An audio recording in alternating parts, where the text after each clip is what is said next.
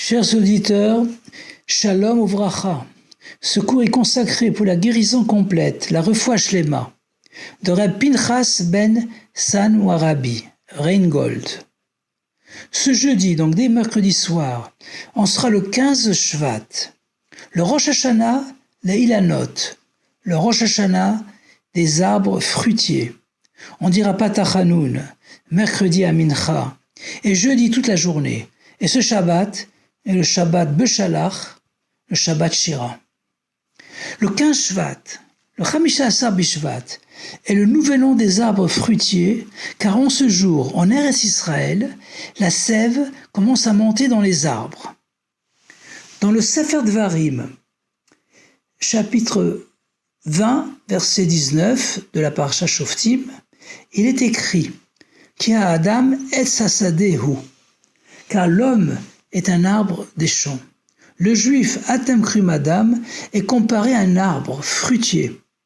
Un arbre fruitier est constitué de racines, d'un tronc, de branches, de branchettes, des feuilles et des fruits. Les racines sont essentielles pour la survie et le développement de l'arbre.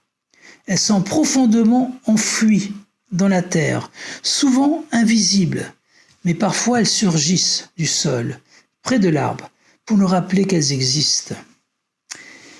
Les racines correspondent à notre neshama, notre âme, qui alimente notre émouna, notre foi en Hachem, jusqu'à faire preuve de messirut nefesh, de don de soi si c'est nécessaire. Le tronc, qui est très solide et qui n'est pas affecté par les changements de saison, représente notre intellect, l'étude de la Torah.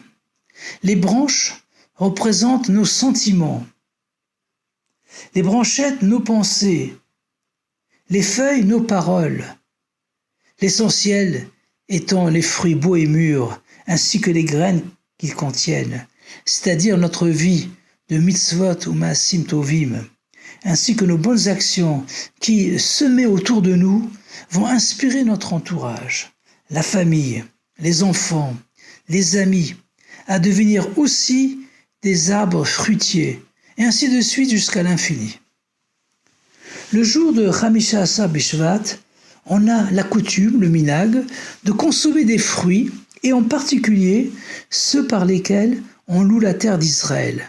Comme il est écrit dans le Sefer Dvarim, chapitre 8, verset 8 de la Parasha Ekev, Eretz chita usora vegefen uteena verimon, Eretz zeit shemen udvash.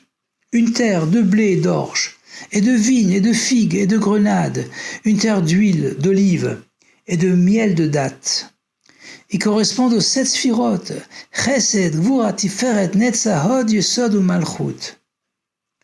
L'ordre de consommation est toutefois différent en raison de la proximité au mot Eretz.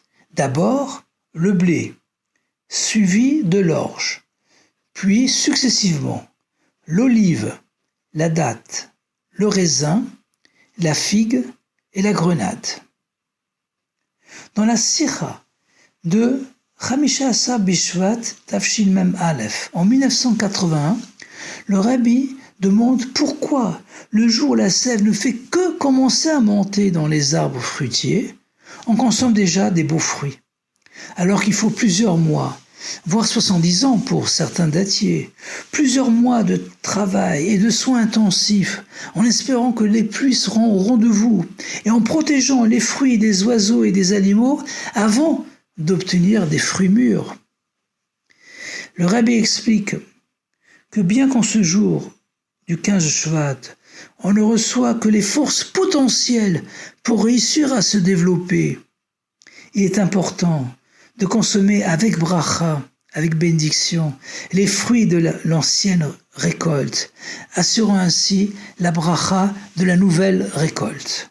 Ceci nous encourage à utiliser de façon optimale nos forces potentielles.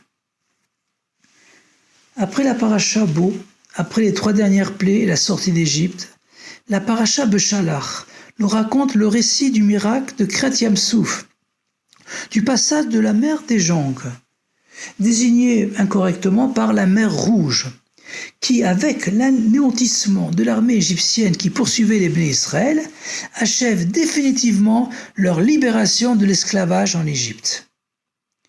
L'Admour Hazaken, le premier abbé de Chabad, nous a enseigné que l'on doit vivre avec le temps, c'est-à-dire avec la paracha de la semaine. Donc cette semaine, on vit la Géoula, la libération d'Égypte. On doit donc, comme l'a fait Myriam et les autres femmes, en prenant leurs tambourins, anticiper la Géoula immédiate et définitive. Dans notre paracha, Shemot, chapitre 14, verset 31, juste après le miracle de la mer, il est écrit « Vayiru ha'am et Hashem, vayaminu ba'Hashem uveMoshe avdo » Et le peuple a craint Hachem, et ils ont eu foi en Hachem et en Moshe son serviteur. Ensuite commence la Shiratayam, le chant de la mer, avec les mots Az yashir Moshe au Israël et Ashira azot la Hachem. Alors Moshe chantera avec les enfants d'Israël ce chant à Hachem. On apprend donc que l'on doit avoir émouna, foi, dans les paroles du Moshe de notre génération, du Rebbe, qui nous a dit maintes fois que l'on est la dernière génération de l'exil, de la galoute, et la première de la Géoula, de l'ère messianique. Et cette émouna doit se traduire ensuite en bitachon, en étant sûr, batouach, que la Géoula est imminente. D'autre part, le mot Yashir est au singulier et indique le futur. Or, ils étaient avec Moshe Rabbeinu des millions à chanter. Et comme le miracle de la mer a eu lieu en 2448, il y a donc 3333 ans, on aurait dû dire « Charou », ils ont chanté au pluriel et au passé. L'utilisation du futur vient nous apprendre que Moshe et tous les bénis Israël vont ressusciter et rechanteront ce chant après le dévoilement du Mashiach. Mais pourquoi utiliser le singulier? La Chassidoute nous explique que la lettre Yud, qui est la plus petite lettre de l'alphabet hébraïque, semblable à un point, et qui a pour valeur numérique 10, représente l'essence de la Neshama, de l'âme d'un juif, avec ses 10 facultés, ses 10 koroth. Lors du miracle de la mer s'est dévoilée cette essence, qui les a tous inspirés à chanter simultanément la même shira.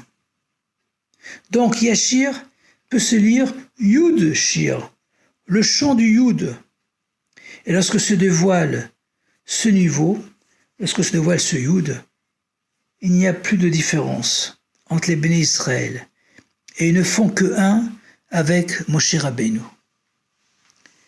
Le Midrash relate 10 chants importants dans l'histoire d'Israël.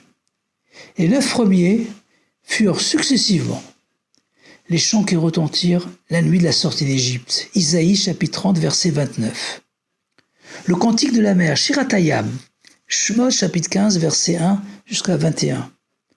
Le chant du puits, Bamidbar, chapitre 21, verset 17 à 20.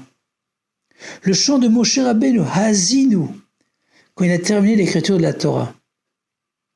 Dvarim, chapitre 32, verset 1 à 43. Le chant par lequel Yehoshua arrête le soleil. Yehoshua, chapitre 10, versets 12 et 13. Le chant de la prophétesse Dvorah, dans Shoftim, chapitre 5. Le chant du roi David, Shmuel Beit, chapitre 22. Le chant de l'inauguration du Beit Mikdash, du premier temple, Télim, chapitre 30. Et le Shir HaShirim, le cantique des cantiques du roi Salomon, de Shlomo HaMelech. Le 10e et dernier chant sera le Shir Hadash, le nouveau chant de la rédemption divine, de la Géoula, que l'on mérite tous de le chanter immédiatement avec le dévoilement du Rabbi Melech HaMashiach Miad Mamash, Yechi Adoneinu Morin V'Rabbeinu Melech HaMashiach Olam Vaed, un bon Chamisha Asar Bishvat et un bon Shabbat Shira, Shabbat Shalom, à Goût et Shabbos et à bientôt dans le 3e Beit HaMikdash.